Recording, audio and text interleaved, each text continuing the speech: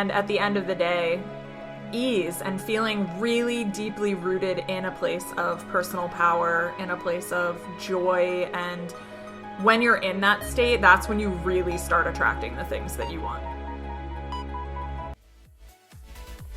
Welcome to the Badass Manifester podcast, keeping you inspired with high vibe content, bringing you the best manifestation and mindset tools, teachings, interviews, and answering questions to help empower you to get out of your own way and take massive action to make magic your everyday normal. I'm your host, Ashley Gordon, spiritual life and manifestation coach, helping women and spiritual entrepreneurs manifest more impact, influence, and income. It is my purpose and pleasure to help you wake up to the badass creator that you are. Let's do this. What's up, badass manifestors? I am so excited for today's show because I'm sitting here with one of my nearest and dearest friends, Hallie Pileiro, who I'm about to introduce.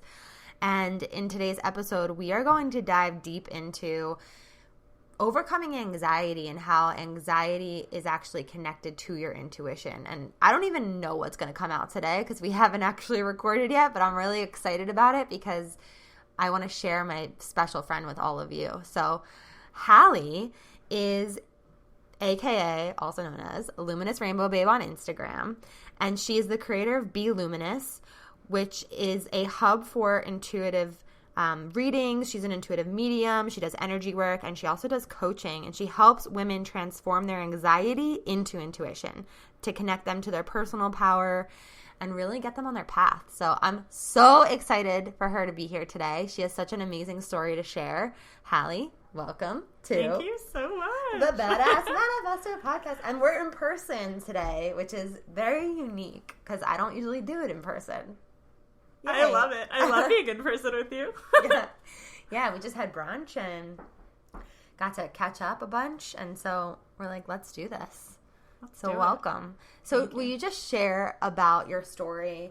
Share about how you have become who you are today. Yeah, wow. That's a big question. Yeah. But, as a kid, I didn't realize that I had, as a kid, I actually did realize that I had intuitive gifts.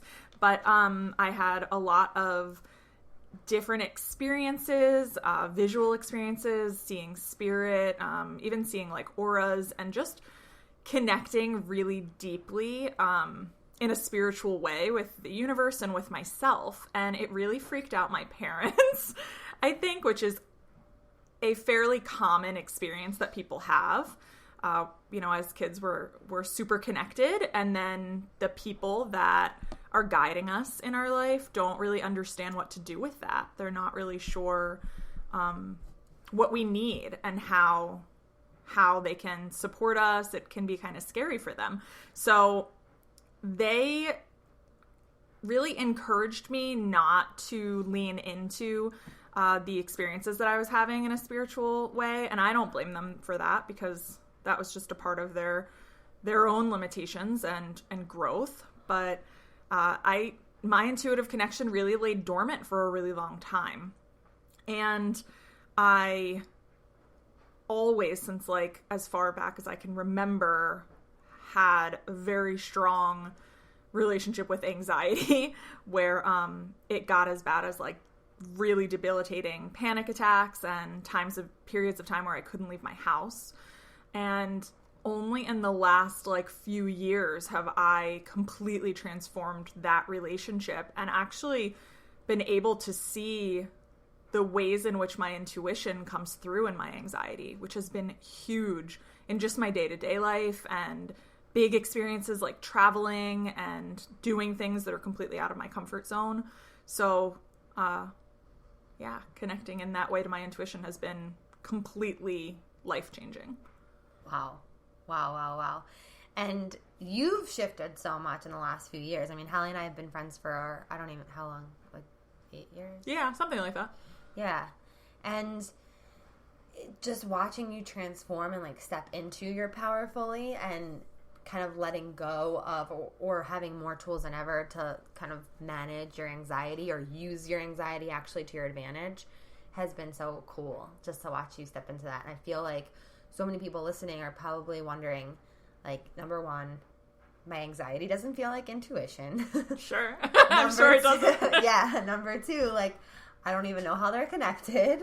And so that's why I wanted to really dive into that with you and kind of connect the dots for people to understand themselves on a deeper level so they can expand and, like you say, really connect to their personal power. So can you just kind of share, like, what was the biggest shift for you in rewiring that? I think the biggest shift in any transformative experience begins with awareness. Yeah. And working with someone that can help you expand on your awareness has been one of the biggest tools for me in that journey. I've worked with psychic mediums, multiple psychic mediums. I've worked with empaths. I've worked with therapists. And all of them have helped me in some way or another clarify what it is that I already know. Mm-hmm. I know that I'm my greatest teacher. I know that you're your greatest teacher. And everything that we need to know is within us. Connecting with that is really the hurdle that we have to get over. It's so true. I know, I was just asking you how, like, how you were able to rewire the anxiety into, like, fully trusting your intuition. Yeah, getting really clear on in each moment as that anxiety came up. I think if you're experiencing anxiety, usually there's resistance. There's like, why am I feeling this way? I don't want to feel this way. Because it doesn't feel good to feel anxious. It feels scary. It can feel actually like you're dying if you're experiencing a panic attack. It can feel really worrisome and keep you up at night. And it can be really challenging to make decisions from. And leaning into those feelings instead of away from them is the best way of exploring what they're there to show you. Yeah. They're like an alert system for your body and your soul to let you know that something's not aligning, that something needs caring for, and that it's like guiding us to what we need to look at. So beautiful. And did you always know that? No. Yeah. Probably not. because like, I mean, I remember, like, just so you guys know how, like, air quotes, bad it was for Hallie, like, your anxiety. Can you just, like, kind of give them an understanding of, like, you didn't want to drive over bridges. Like, you didn't like to go into the grocery store. Like, yeah, it became super, super limiting, which is somewhat of a unique experience, but oftentimes people that experience anxiety more than just like some worry here and there, even if it's just kind of social anxiety, it begins to limit like what you can do and where you can go. And for me, that my world became so small. There was a period of time, and it was probably like 10 or 11 years ago by now, where it really got the worst that it had ever been. And I believe at this time, like, knowing what I know about my journey, that it was really just propelling me forward. And, you know, patterns continue to show up when we're trying to be showed something that we need to learn. And for me, that was like the culmination of all the patterns that had ever shown up for me. I couldn't go grocery shopping, like you said. I was like debilitated. I really didn't want to leave the house. That was prior to us meeting, but that was like a rock bottom for me, for sure. Yeah, for sure. And I know that a lot of people listening are all about personal growth and bettering themselves and wanting to expand their mind and their consciousness and their power. And it's interesting, because I was thinking this earlier when we were talking about, if you have the intention for growth, well, you better believe that shit's gonna get a little crazy sometimes, right? Oh, yeah. Like, it's like, you want to grow, so the universe is like, okay, I'm gonna throw you this pattern, I'm gonna throw you this challenge, I'm gonna you know, make you doubt yourself, I'm going to, you know, put all these roadblocks in the way for you, but it's all for you to actually grow and expand. Exactly. And I feel like that's all of our stories to some degree, but I really see that in your journey too, of, like, you know, kind of doing this. But it's funny because, so Hallie and I, when I quit my job in real estate, I worked at the yoga studio full time. A lot of you guys know that. And she was the yoga studio manager. So we became like besties. Like we spent every day together. I mean, we both worked at the same place. We would work out in the morning, and then we would go to work, and we would sometimes get breakfast before work, and it was just so fun.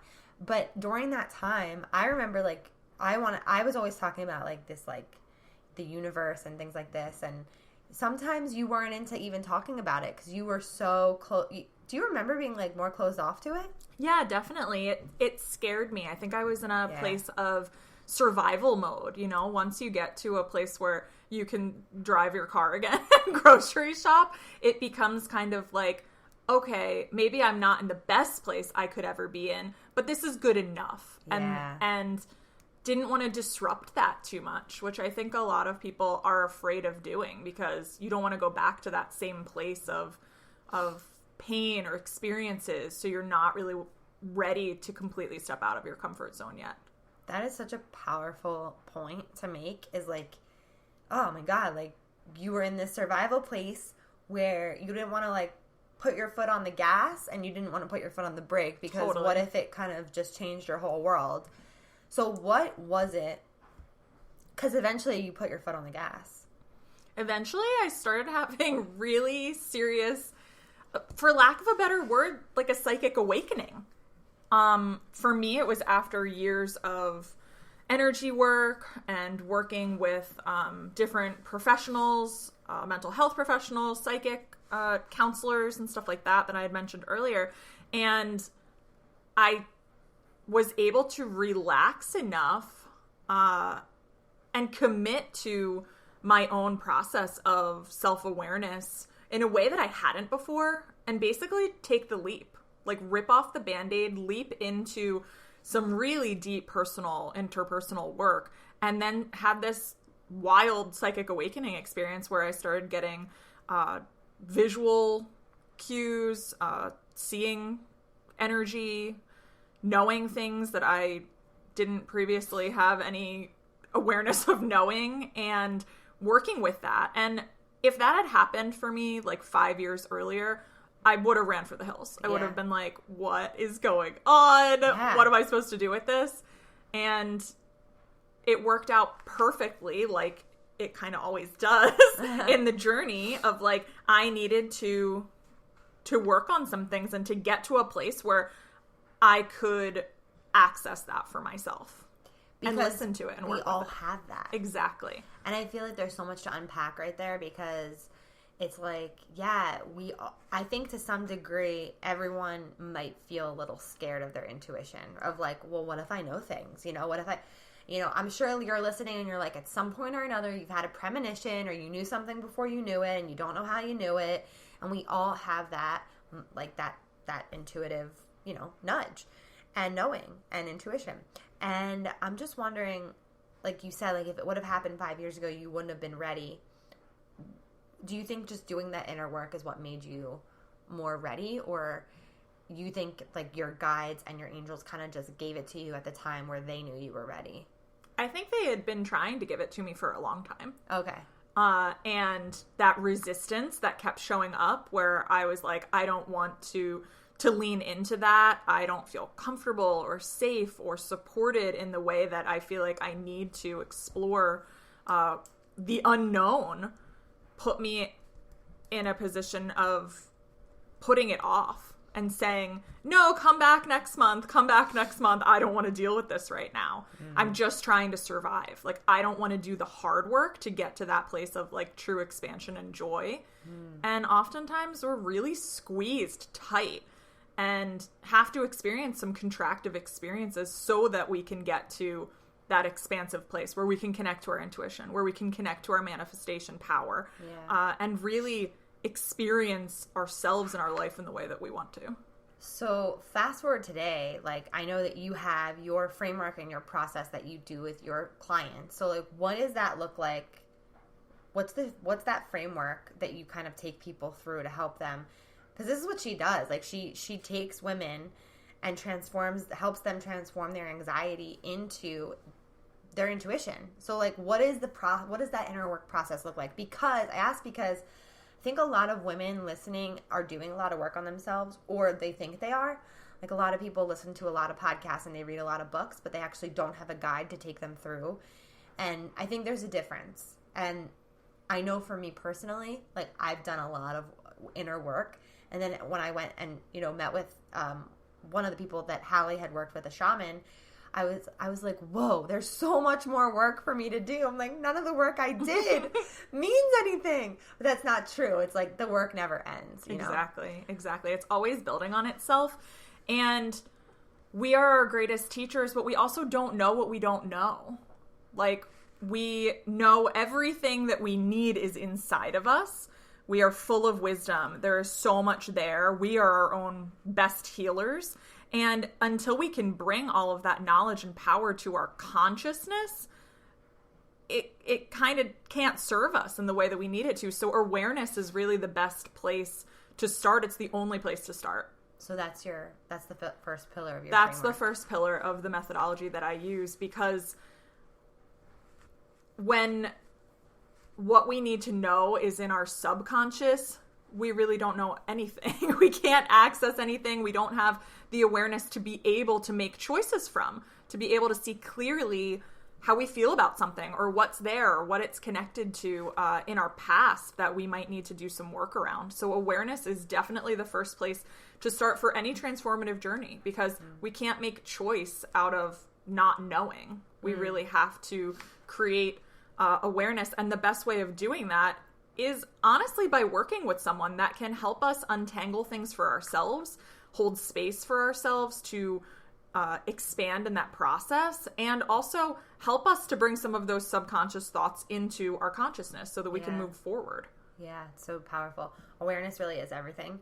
And when you were talking, I just had this thought pop in that was like, if we're not aware of it, then it's just like potential power. Totally.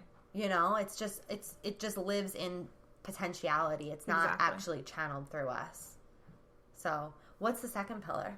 The second pillar is healing. There is usually, for every single person on this planet, I would say not usually, but definitely for every single person on this planet, there's healing that needs to be done.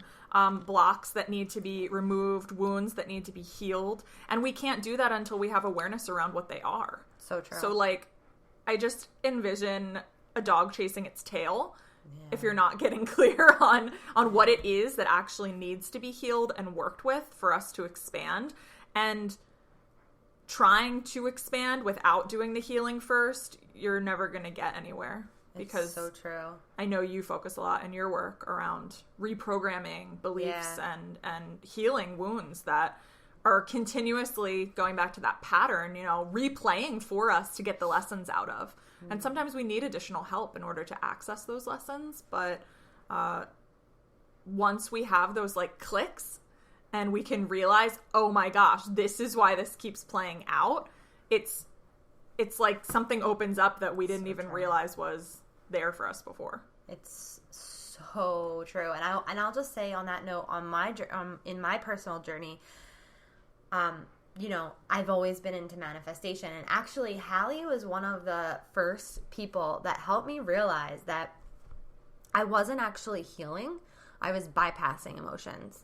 And a lot of you are into law of attraction, manifestation, and sometimes it can be, used in a way of like, let's put an affirmation on as a Band-Aid for not actually looking within yourself.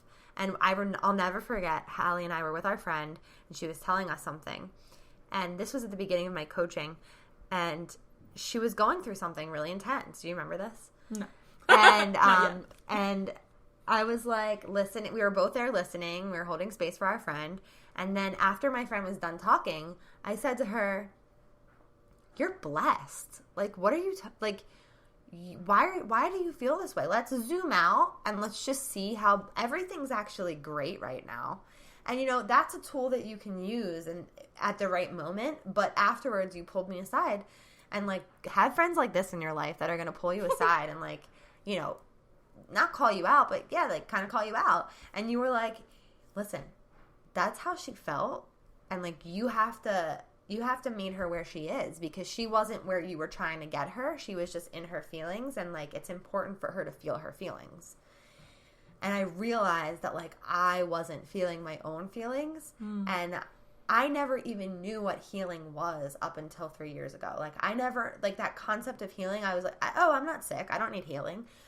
But it's emotional, traumatic healing from not just this lifetime, but from, like, generations back or previous lifetimes. Totally. Do you remember this now? Or No? Oh, I'll tell you after. But I just thought it was really awakening to me. But you've been that mirror for me in a lot of ways of, like, helping me see where I'm hiding from healing. And the only way that I could even be that mirror is by experiencing that for myself. Right. And all of the years that I was really hiding from my experiences. It was painful to feel that anxiety, that depression that went with it. It was really, really limiting, really scary. And I wasn't sure if I was ever going to be able to come out of it. Wow. A few years ago, I really thought that I was going to always be limited in some way by it. And now I'm like, I can actually say that I'm grateful for all of those experiences, all of those panic attacks and the things that they kept me from living, because now it's like it's the greatest tool that I have. It's so, and you're so different now. Like, I can't, there's no other way to say it. Like, I mean, you're flexible and you have a freedom in you that you never had before. Yeah. You know? And, like, your business is an example of that. Like, going after it and putting yourself out there and all of that. Like, that's not something that you would have done before. Definitely. It's not. And just being able to say that it's not that my anxiety has completely disappeared. Like, as if, you know, I don't consider myself an anxious person anymore. But those triggers that would come up around things, I'm able to work with them in a different way. And I'm able to see that they are intuitive guidance versus seeing them through the lens of being debilitating, which is huge. It's not that I've erased that energy that was my anxiety. It's that I've completely repurposed it to work for me. Yes. Which I think is, like, the most powerful thing for people to know. It's not that you're trying to, like, get rid of that, because it's energy that's trying to help you, but it's not helping you in the moment because of the way that we're processing it and how it feels in our bodies. But it's really just an alert system, and it's so connected to our intuition and letting us know that something's not in alignment, that we need to refocus and pay attention to something that we're not paying attention to. And it's really a guiding force. I love that word, repurpose. Yeah, so much. Is that the third pillar? It's not. Expansion is the third pillar. Oh, okay. But that is really the third pillar, because we're repurposing. We're expanding on something that was limited before. Now we have the tools. We've created awareness around what it is that we're not currently working with, of what's there, what we need to know, so that we can heal and reprogram and repurpose. That's the expansion. That's the beginning to use the intuition for our good, instead of using anxiety that works against us. It's really trying to work for us, but we have this relationship with it that it's working against us. And then as we expand, we can make decisions and feel empowered and move from a space of personal power and knowing what it is that we need, knowing what it is that aligns, and bringing more of that into our life. I love that. So, and the fourth pillar? The fourth pillar is integration. Yes. Which I think a lot, I wish that more attention was given to integration. Yeah. Because a lot of really powerful transformations, I think, take place. And integrating that energy, that expanded energy, into every single part of your life, into a new way of being, which just takes time sometimes, but it's also a groundedness that needs to occur so that we can really experience that expansion in its fullest. Yeah, it's really interesting because I tell people, like, as magical as our one-on-one sessions are, the real magic happens when you're in your life and you're living it and you're integrating the information, and, you know, it's like, that's where you practice it. Exactly. Magic doesn't really mean much if it lives in that realm of, it's still kind of in a little bit more grounded than possibility, but it hasn't completely infused all the areas of your life and your experience yet until it becomes integrated. So cool. So what are some tips that you have to help women listening that might be suffering from anxiety right now, or overwhelm, or just feeling disconnected from their intuition? Because I pose the question a lot, like, how connected do you feel to your intuition? Because I think it's one of the most important things. And a lot of people say, like, on a scale of 1 to 10, like 2 or 4. So what are some tools that we can share right now that will help them feel more connected? Yeah, there are so many things that can help, that can be really basic, and some things that are going to be more commitment. I have had tremendous success personally with working with another person, working with someone that I trust that can hold space for me, whether that be a therapist if I'm needing more mental health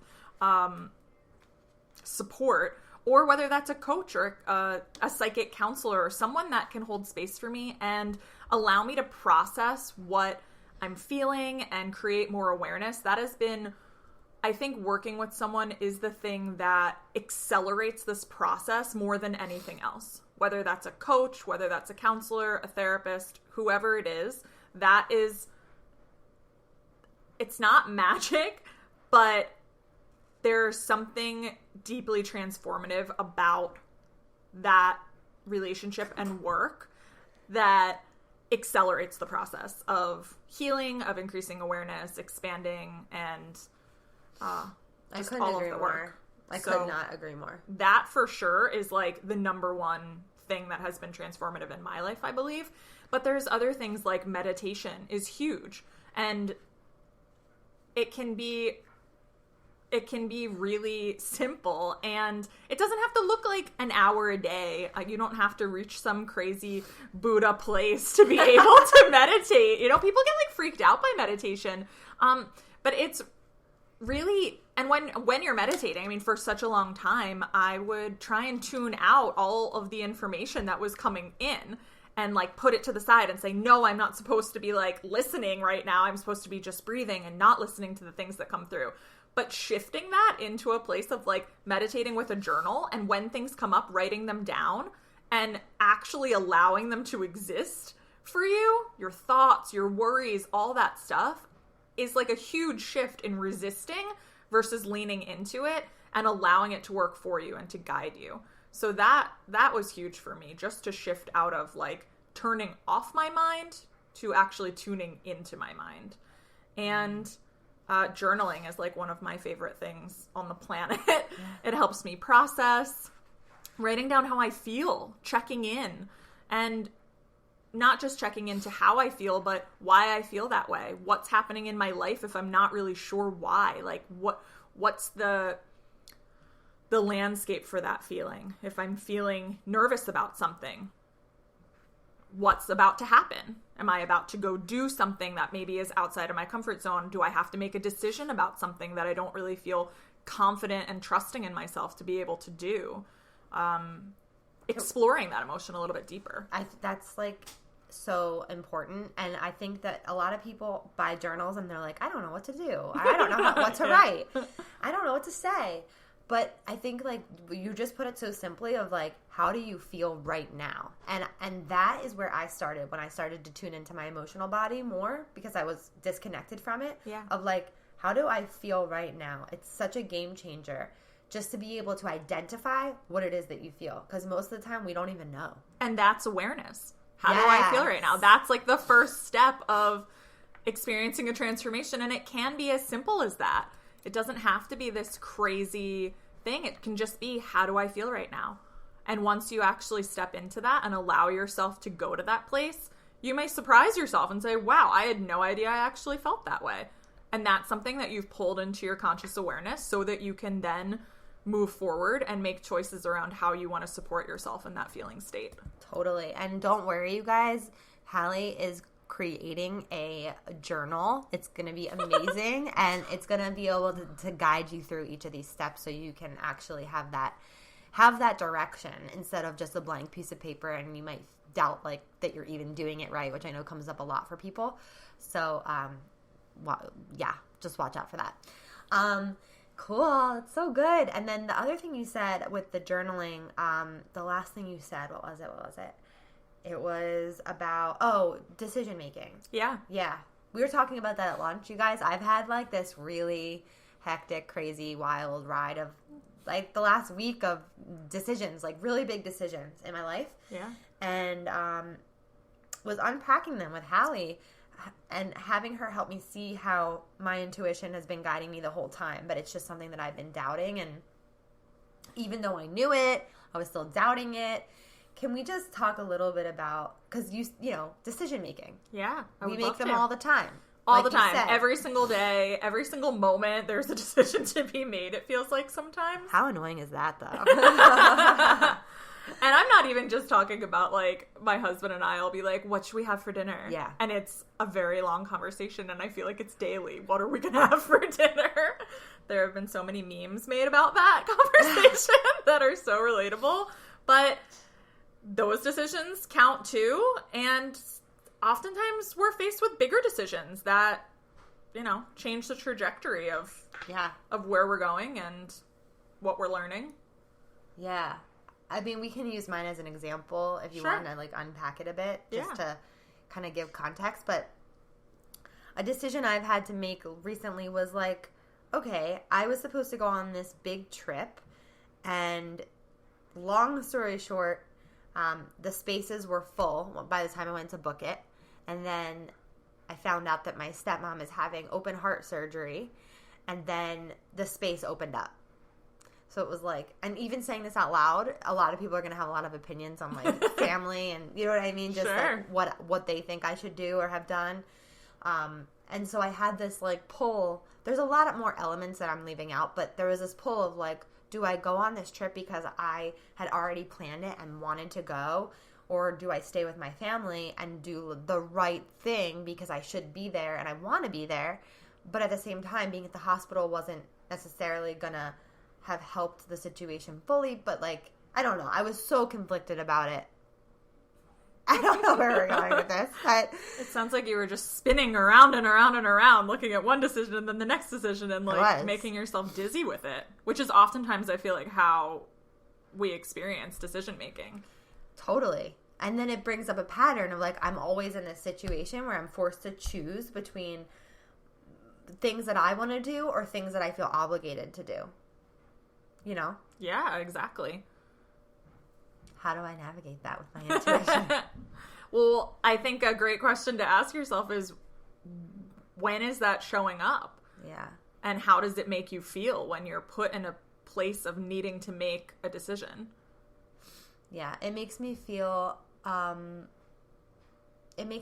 disempowered because I constantly feel the need to look outside of myself where I'll like call my mom and ask her what she thinks about it, and then I'll call you or I'll call my Aunt Barb or I'll talk to people about it, not to perpetuate and complain, but to try and get the clarity that I'm looking for. But like you said, it's all inside of me. Yeah. Is it clarity or like validation that like validation. Whatever decision you make is okay? Yeah, it's both. And the validation is a big piece of it. And I think that is a huge part of like decision making is we want to feel validated in our decisions. Of course. But being able to follow my intuition in the situation, it just feels like no matter what, someone's going to get hurt, whether it's me or my friends or my stepmom, you know what I mean? Or my family. It's like someone is at cost. And so I think that's why it felt so unclear, even though the whole time deeply I knew I couldn't go on the trip. Like I just knew that I wasn't going to go. So I just don't know why it was so hard for me to trust it. That's a lot. Listening to yourself and what's showing up for you, I actually think that sometimes when we ask for other people's opinions, when we already know the answer, can be like, just add to that spinning momentum. It gives us like a push on that merry-go-round of like not making a decision, because we ask one person and then we're like, well, let me ask this person too. They both have completely conflicting opinions. And in the end, it's really just deflecting us from reclaiming our personal power and making a choice, which really comes from trust. It comes from knowing that we're responsible for our choices and not for the reactions of other people. Being in alignment with ourselves is really all that we can do. It's so true. I love that. Being in alignment with ourselves is the only thing we can do. Like, you can't that even project or, like, consider how someone's going to react to a decision you make. Yeah. If you make all your decisions based on trying to keep everyone happy, you're going to be, exhausted. Yeah. And honestly, I doubt everyone's going to be happy because you can't really control that. Can't. All you can control is staying in alignment with yourself, trusting yourself, and considering how you feel can be like a massive shift in why decision making is challenging. That's definitely a thing that I feel like shows up for a lot of people. And yeah, because I feel like I don't want to disappoint anyone. Of course. So I feel responsible. Right. And that probably goes back to things from childhood around. It does, which we totally talked about earlier that we don't have to get into. But yeah, but that's part of the healing process. So you have that awareness. You start to cue into, how do I feel? Well, I'm afraid. I'm afraid of making a decision that's going to upset people. I'm taking responsibility for people's reactions and emotions where I'm really not responsible for those things. I'm responsible for making a decision that's aligned, and that comes from a place of love and, communicating that from a place of love. And then that healing can begin because now you've connected it back to something from childhood. Right.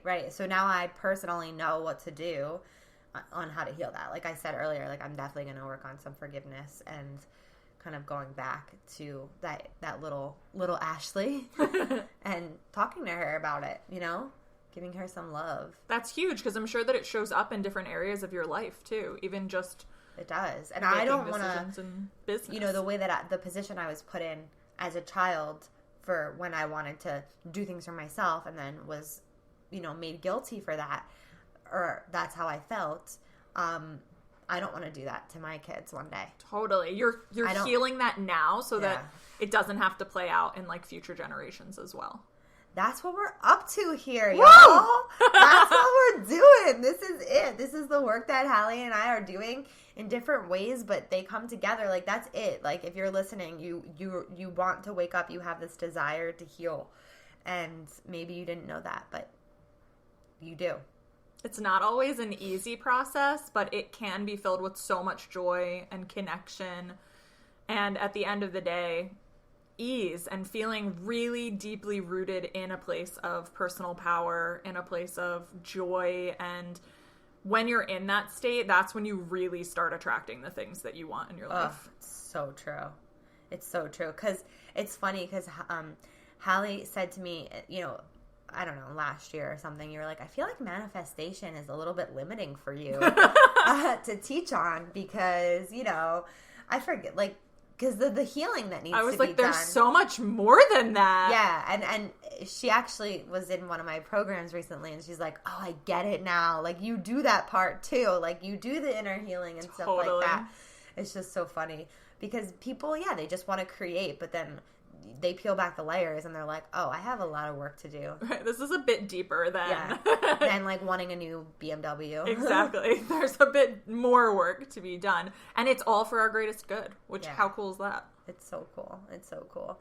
I know sometimes it can be hard to make decisions, but trusting in your intuition, like, that's my learning, one of my learnings, many learnings. And after our brunch today of, like, kind of processing it,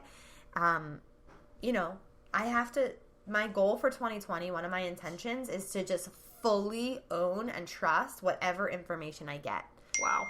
Woo. That's a powerful. We had a little ping for that. I love that. Was wild. That was really funny. I was like, yes, noted. The universe will be holding you accountable for that. That was insane. Okay, we're going to leave that in. That's amazing. I love that just happened exactly when you said that. Yeah, universe. Wow. Cool. Oh my gosh. I'm so grateful that you are here and on. And so I just want to also touch on you created this thing called soul code readings. Yes. Can you just share what soul code readings are? Because if you go to beluminous.com, you'll see everything that she has. And she does soul code readings, soul code snapshot. I got a soul code snapshot. Uh-huh. Okay. So what's the difference? We'll get you a soul code reading. Yes, I need one. And then soul code coaching is also something that I'm offering. So your soul's code, it's really the blueprint that you come into this life with. Your soul at its like most base level, not your humanness and your experiences so much like in this lifetime, but really on a deep, deep level, your gifts, karma that you've brought with you, lessons that you need to learn, and the shadows that come up for you to be able to work through those lessons that you need to be able to work through to be able to transform that karma, to be able to learn what it is that you were here to learn. And each of us are aspects of a divine source. We're all part of a bigger universal energy.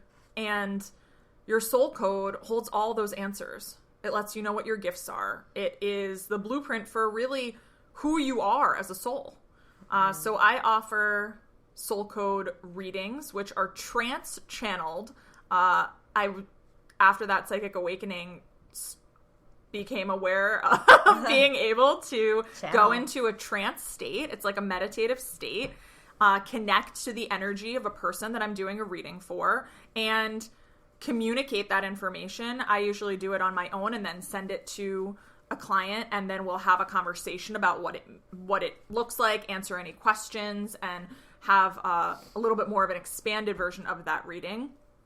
And it can answer why you're here. Why did your soul incarnate at this time? Really deep, profound questions. What's your purpose? What are your gifts specifically? And what do you need to work through in this time to be able to access those gifts? What healing needs to be done? And the Soul Code Snapshot is actually a tarot card version of that trance-channeled reading. So it's a little bit shorter. It is one-on-one. We do it live together. I don't send you the information. And I created a spread with 11 cards that give you a snapshot of what that fuller soul code channeled reading is. It covers your divine gifts. It covers your purpose. It covers shadows that need to be worked with for healing. And soul code coaching is a mixture of readings and that psychic information that comes through. I tap into your energy. Information comes through for me to share with you in terms of where you're at, and coaching, helping you to work with that. What does that mean? How can you work with that information that your soul has to share? And that looks like an ongoing process. So we really get to play it out and integrate what comes through, and you get accountability. You have opportunity to ask more questions and really continue the conversation over a period of time versus a reading, which can also be really helpful, but is that one-time reading. You guys, she's incredible. She's absolutely amazing. I'm so blessed that she's one of my best friends. So, but she's incredible. So definitely check her out. I linked her up in the show notes, so you can just click the link. Any last nuggets of wisdom that you'd like to leave with our tribe today, or you feel like you've just emptied out? I feel very empty in the most beautiful way. I'm so happy to be here. And yeah, just that you are your greatest teacher is like the number one thing I could ever tell anyone, to trust in yourself and to just listen to yourself. We spend so much time listening to everyone around us, and just being with ourselves, feeling the feels, allowing the tears to flow if they're there, and really just leaning into a space of holding space for ourselves. It's a lot easier to do it for other people. But once we can start to do that for ourselves, we can experience so much in terms of transformation and opening.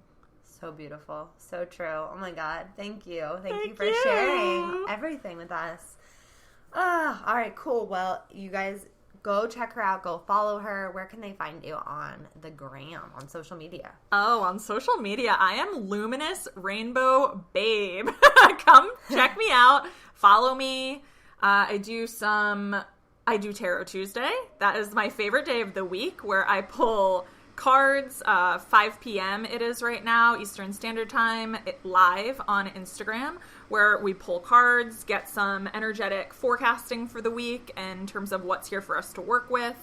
And my website, www.be-luminous.com, has all my info.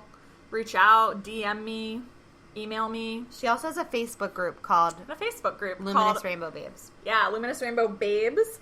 And I have more expanded content in there as well. It is a group for intuitive development, for expansion, and for connection, because we're all on this journey together. No matter where you're at on the journey, there's so much to be learned from each other. And I really feel like connection is super important when you're doing this work. Amen. Thank you for being here. Thank you. All right, guys. I hope you enjoyed this episode.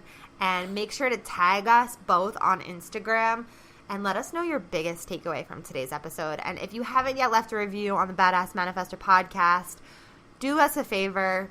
Swipe up on iTunes, hit the 5 stars, and just share what this podcast has helped you with. It's so greatly appreciated. And then I'll give you a shout out on my solo episode. Sound good? Cool. All right. Love you guys. Bye. Thank you so much for listening to the Badass Manifestor podcast. I love manifesting Mondays with you. And there's so much more in store right here. The best way to manifest love is to give love.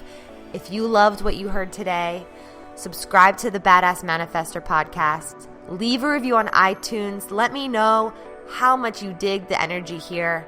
All of my social is linked up in the show notes, so screenshot this episode, tag me on Instagram, and let me be part of your real-time journey. For more info on me, feel free to go to my website, manifestwithash.com. Repeat after me. I am my own power source. I am the master of my energy, and I deserve everything that I desire. Go get them.